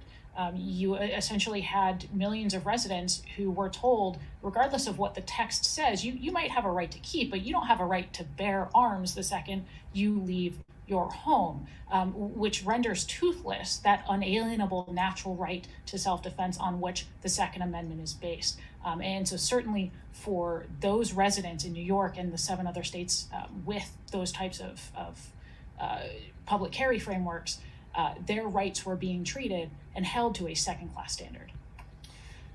I see my time has expired. As I wrap this up, I just want to emphasize again, the Second Amendment isn't something new. Yes, it is old. It's been in place since 1791. That's a long time ago. It doesn't make it irrelevant to our time. In fact, as we've seen crime increase, I don't think it's ever been more relevant, particularly when you look at those who were victimized, those who are at a competitive disadvantage with regard to size, strength, speed, wealth, assets, where they live in proximity to a police station, and the availability of police officers who could come either sooner or later to their home. This is, moreover, something that had its roots centuries before the American Revolution. These were well understood terms. This is not an exaggeration. This is not a modern day rewriting of a piece of the Constitution. This is a correct application and one that is right. Thank you, Mr. Chairman. Thank you, Senator Lee. Next up is Senator Klobuchar. Thank you very much, Mr. Chairman, and thank you. I had other hearings and things going on, but I caught up on your testimony, and I just want to thank you all for being here in this important hearing, and thank the chair for calling it. One of my focuses on guns has been on domestic violence. For too long, domestic abuse was considered a family affair. And they would say what happened in a house didn't have to come into the courthouse. We all know times have changed with the passage of the domestic violence bill, the reauthorization of it many times. But we also know that when a gun is present in the home, women in abusive situations are 5 times more likely to be killed, which is why, as part of the gun safety bill on a bipartisan basis, we put in a version of the bill that I have been working on with Senator Barono and others for years to make sure that people that are convicted of domestic abuse can't go out and buy a gun the next day. As a survivor yourself, Ms. Glenn, can you first say more about the dangerous connection between domestic violence and gun violence? And then you could add on to that just your concern about the Bruen decision and what that will mean. Go ahead. Thank you so much for the question. The concern, of course, is that what I stated earlier, which is that victims will feel less safe because there is the idea that at minimum, when and if I felt like I could do something about it, now I can't. I cannot get the gun removed. Secondly, I would say that we are also talking about abusive persons feeling a bit more freedom to take that few seconds to pull the trigger on a gun when there's domestic violence present by them. What we're seeing is widespread confusion, widespread concern about this particular ruling and what it will mean to the future. As we all know, domestic violence victims very seldom, if at all, call law enforcement simply because of the already present danger, particularly when there is a firearm in the home. The concern is really quite marked right now, what this will mean outside of that Fifth Circuit. Okay, and I know Mr. Lindley, you mentioned this in your testimony. Do you want to add anything? Thank you for the question. With domestic violence and firearms, it's a lethal cocktail. You already stated the statistics that women are 5 times more likely to be killed when there's a firearm in the home with domestic violence. With that, there's also a danger towards law enforcement and just the greater community. So we need to really look at protecting those domestic violence restraining orders in order to ensure that women or other victims are protected, and we remove those firearms from an already volatile situation. Okay, and I know you also are expert on this. So my state has passed a number of common sense gun safety laws to prevent convicted felons, fugitives from justice, and convicted stalkers and domestic abusers from getting a gun. And we also have this very strong tradition of hunting. It is a big part of our life with legal gun owners and people who are law-abiding, but yet we've been able to differentiate those that shouldn't have a gun, who have broken the law, and those that have not. And so could you talk about how the Bruen decision complicates efforts by state and local governments to protect public safety? Thank you. So California has a program called the Armed Prohibited Person System, which identifies individuals who at one time legally purchased a firearm, but subsequent to that purchase became prohibited due to a mental health issue, due to the restraining order, or some type of act of violence. That has been a very successful program, identifying people who no longer have the ability to possess firearms because of an act that they've done or a mental health issue. It doesn't deal with individuals who are still law abiding. So with those things combined, you look at Bruen, and again, I'm not an attorney, I'm looking at this from a law enforcement perspective, that could muddy the waters with who might be having their restraining orders removed because of some act going back to 1791. Things were far different in 1791 than they are today. Okay, my very last question, Professor Rubin, in your dissent in the Bruen case, in his dissent, you didn't have a dissent, you probably were thinking one. In the dissent in the Bruen case, which was Justice Breyer was joined by Justices Kagan and Sotomayor, he asked this question. He asked, will the court's approach permit judges to reach the outcomes they prefer and then cloak those outcomes in the language of history? Based on the cases that have recently applied Bruen, how would you answer Justice Breyer's question? History does not speak with one voice when it comes to the tradition of firearms regulation. And one of the big risks of Bruen that we are seeing right now in the way that lower courts are addressing constitutional questions after that opinion came down last June is that courts are picking and choosing different historical laws to emphasize. They're construing them differently. They're reading history at different levels of generality, and they're pointing in opposite directions about what the Constitution means. So without more clarification about how exactly to do the Bruen test, there is a real risk that opinions will, cloaked in history, will actually be subjective. All right, well, I will ask the rest of my follow-up questions on many on the boyfriend loophole bills and laws, implications of these cases on that, but I will do that on the record because I know my colleagues are here ready to ask. So thank you. Thanks, Senator Klobuchar. Senator Blackburn. Thank you, Mr. Chairman. We appreciate so much that you all are here. It's an important conversation to have, and we are grateful for your testimony.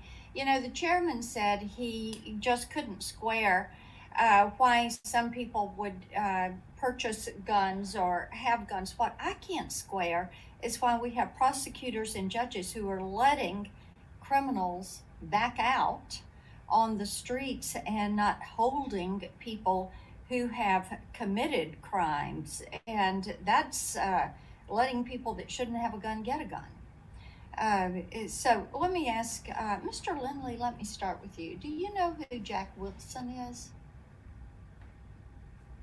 Actually, I do not. Okay, you don't? Elijah Dickin? I'm not really a name person, so no. Okay. Well, let me tell you, these are both Good Samaritans with a that gun exercised their right to carry a firearm, and as a result were able to intervene during a mass shooting, one in Texas, one in Indiana, and they saved untold lives. These are the law-abiding citizens that we want to be carrying guns and whose right to do so is protected by the Second Amendment. What about Tyree Reynolds? You know that name? Christian Wingfield, do you know that name? They're familiar to me, but not in detail. Not in detail. Well, they should be. These are criminals who committed violent crimes using firearms, and then they were released back to their communities as a result of the radical left's soft on crime policies and the Soros-backed bail reform. So they got out. They went on to participate in shootings. One of these individuals left a child dead. So this is the disparity. It is outrageous, absolutely outrageous. Instead of prosecuting violent criminals who are committing these crimes that many on the left are focused on criminalizing gun ownership for law-abiding citizens. Violent crime is raging across this country. We hear about it in communities. Every year I visit with each of our 95 counties in the state of Tennessee. I visit with law enforcement She's mine. in those counties. And what we hear is with gangs proliferating, with drugs flooding this country because of the cartels, because of that open border, crime is on the rise. And there seems to be a penchant, though, from my colleagues across the aisle to restrict self-defense options. Senator Graham talked about this at the outset. This is a right. The Second Amendment is a right. Senator Lee just mentioned it's the only right, that you've got to go talk to a local official and get a license in order to exercise that right. But we have plenty of people that are alive today because Jack Wilson and Elijah Dicken chose to exercise that right. And in exercising that right, they saved a lot of lives during a time with a mass shooting event. And we ought not to have people that try to restrict self-defense options for Good Samaritans. They should be spending their time trying to get violent criminals off the street. Ms. Ware, I'd like to come to you for a moment. I led an amicus brief last month to support the lawsuit challenging ATF pistol brace rule. This imposes potential criminal liability on millions of Americans for exercising their Second Amendment rights. The ATF claims that this rule is necessary because arm braces transform a pistol into a short barrel rifle. Now, when I'm back at home in Tennessee and I'm talking with a lot of our veterans and our disabled combat veterans, they talk to me about why they rely on these pistol braces to be able to operate a firearm, to operate that gun. So can you explain how our disabled combat veterans use pistol braces and the devastating impact that the ATF rule would have on their ability to exercise their Second Amendment rights? Senator, thank you for that question. Pistol braces work in such a way, so if you understand a handgun, which generally speaking, you can hold with one hand. A lot of these disabled veterans cannot use that second hand, for example, as a additional stabilizer. Okay, so they have trouble using that with one hand. The way that the pistol brace works is that it extends a lot of them down the arm and either allow the person with that brace to brace it against their inner arm or to even strap it into their forearm to give them additional stability. So it's a safety mechanism. Correct, yes. It stabilizes the handgun. Correct. And to the extent that someone is not disabled, they would have a plethora of other options. Again, whether this is a criminal, for example, they don't need to rely on a stable brace. They can just use a handgun or for example, use a rifle. This exclusively is something that is beneficial to law-abiding but disabled citizens. And it might be used by people who are not disabled, but that is primarily a benefit to them, while at the same time, again, would-be criminals have a plethora of alternatives to accomplish their criminal goals. Thank you, Mr. Chairman. Thank you, Senator Blackburn. I want to thank Chair Durbin and Ranking Member Graham for holding this hearing. There's no denying that we have a gun violence epidemic in the United States of America. Loser. When gun violence becomes the leading cause of death in America, or yet another small town becomes a household name because across the country because of another tragedy, we have a moral obligation to act. Just yesterday, I joined President Biden in Monterey Park, California, to meet with the community that's still grieving from a mass shooting that took the lives of 11 people at a dance studio on the eve of Lunar New Year. I was pleased to see President Biden announce his executive actions that will make our community safer and will save lives. But I think we all acknowledge, including the president, that these executive actions to address gun violence do not absolve us of our duty as legislators. Now, last Congress, this committee held 11 hearings on common sense steps to reduce gun violence. And we know that the overwhelming public support these measures have. But as we gather here today, just after America surpassed 100 mass shootings in this calendar year, that's 100 tragedies by the first week of March. And Americans are watching from home asking, when will Congress step up and do something? So I'm committed to finding a path forward and look forward to working with whoever is willing on the other side of the aisle to end the epidemic of gun violence in our country. And my first question is for Mr. Lindley. As a program manager for Brady's Combating Crime Guns Initiative and as a former law enforcement officer, you spent a good part of your career combating gun violence. The Brady Handgun Violence Prevention Act created a system requiring background checks for gun purchases from licensed dealers.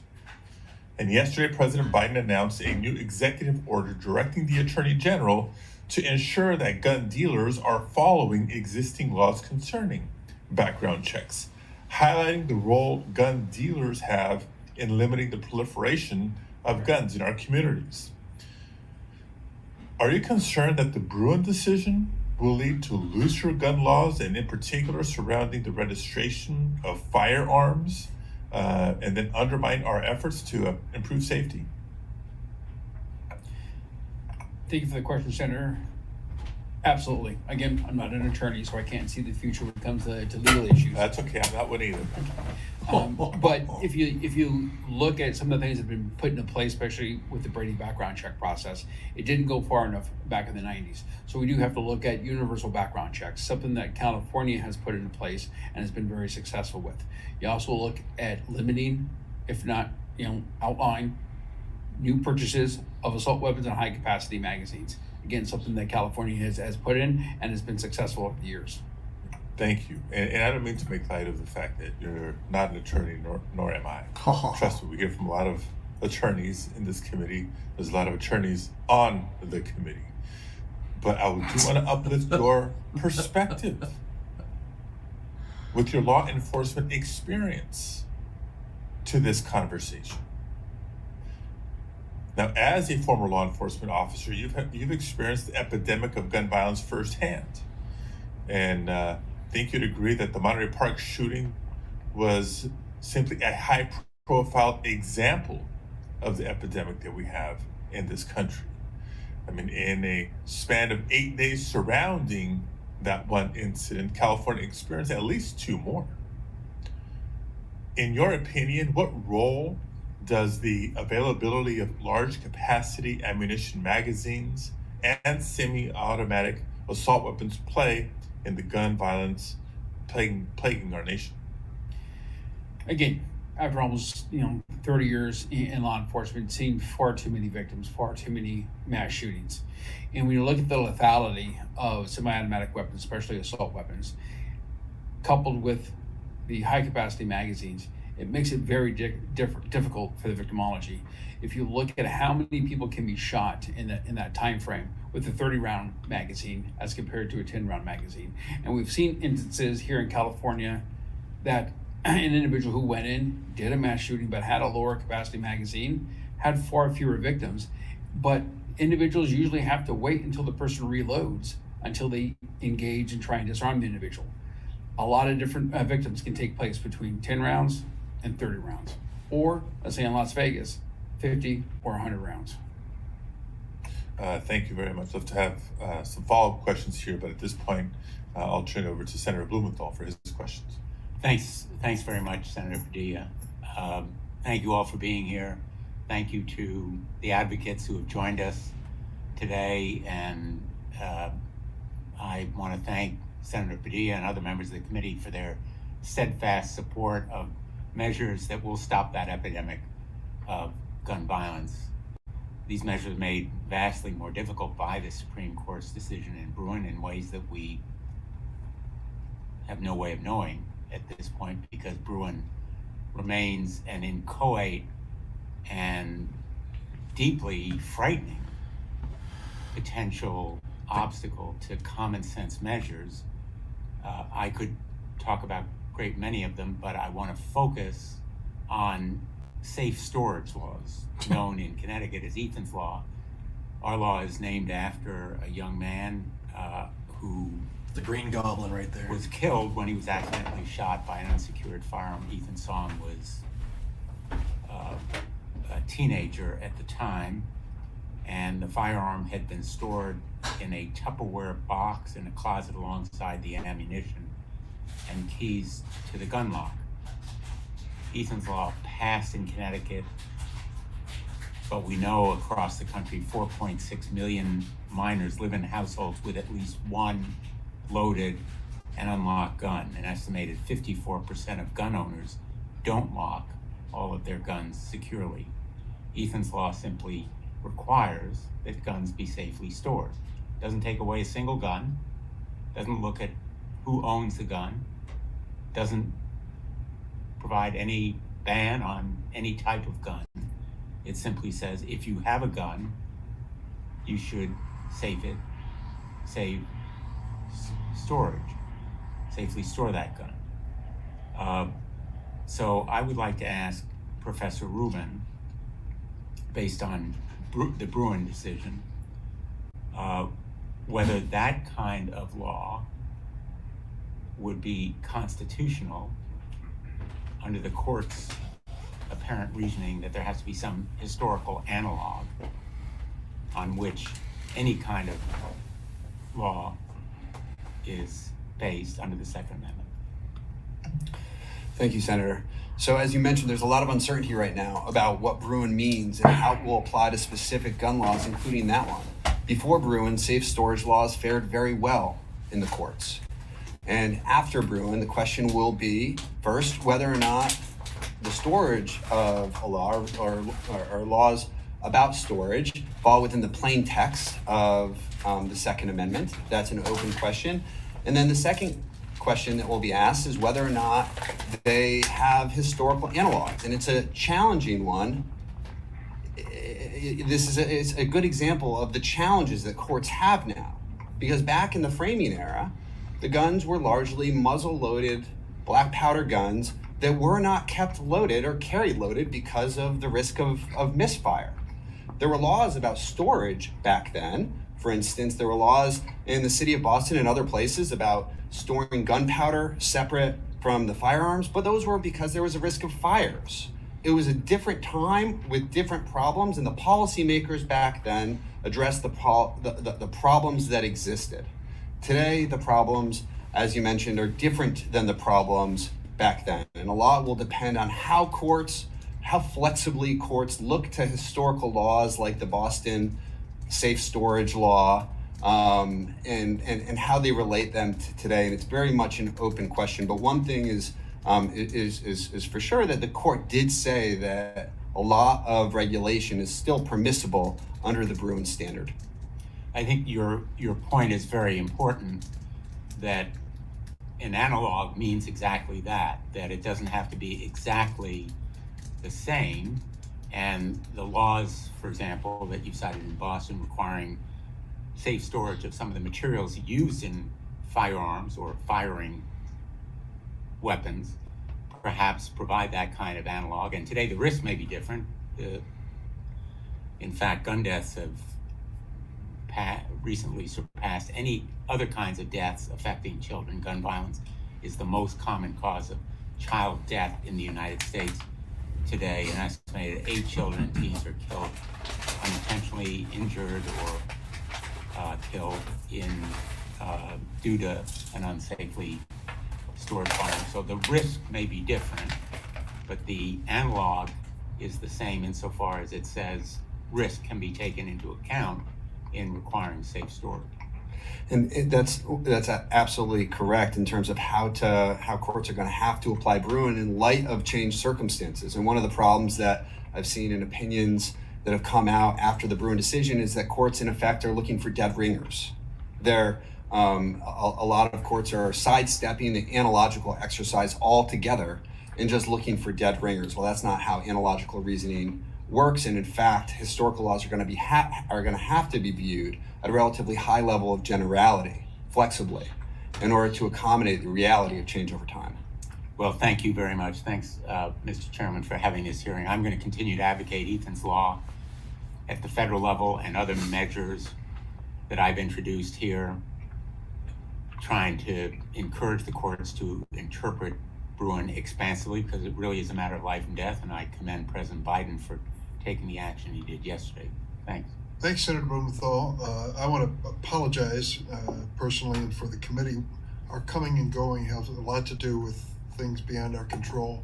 One of them is roll call vote on the floor. So members have to make the roll call and try to make this committee hearing, and others at the same time. It is not a display of disrespect. It's the reality of our frantic lives here when we're in session.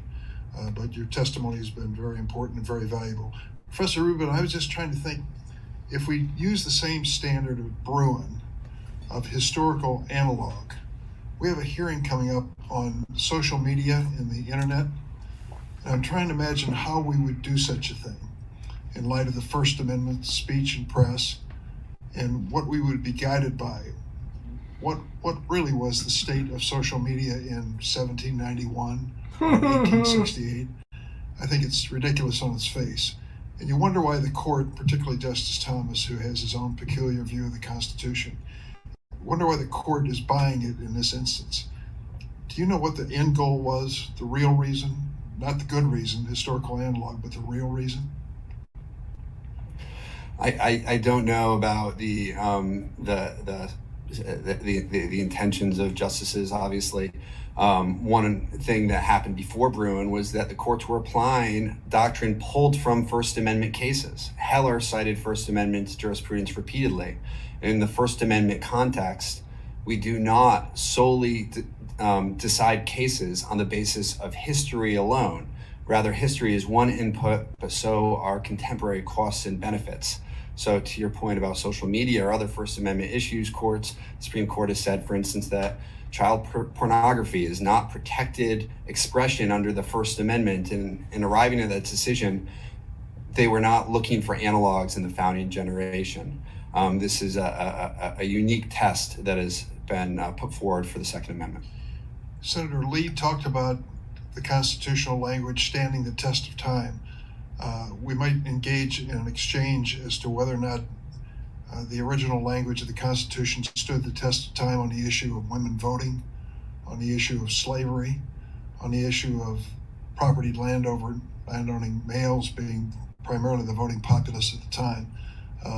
There are a number of things in the Constitution which were flawed, some corrected by constitutional amendment and some by court ruling. Is that not the case?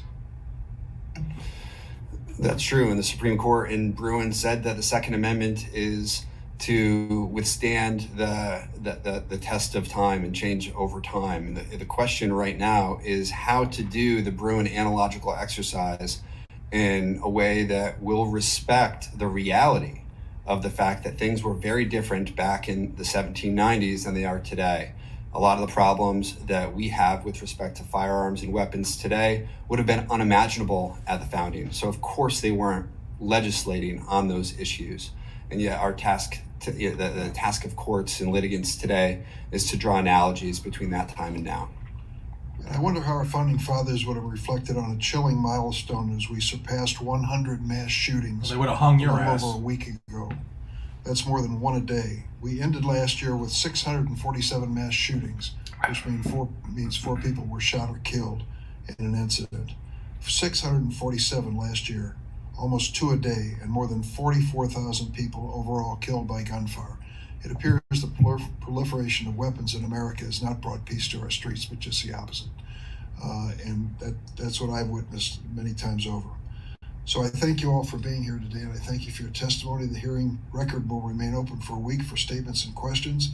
I thank you for participating, and the hearing stands adjourned. All right, guys, let's remove these folks. So what we just witnessed, let me make sure this is off so we don't hear the next crap. What we just witnessed was the left is extremely pissed off because they lost that one decision about people who have civil restraining orders who have not been convicted of a crime.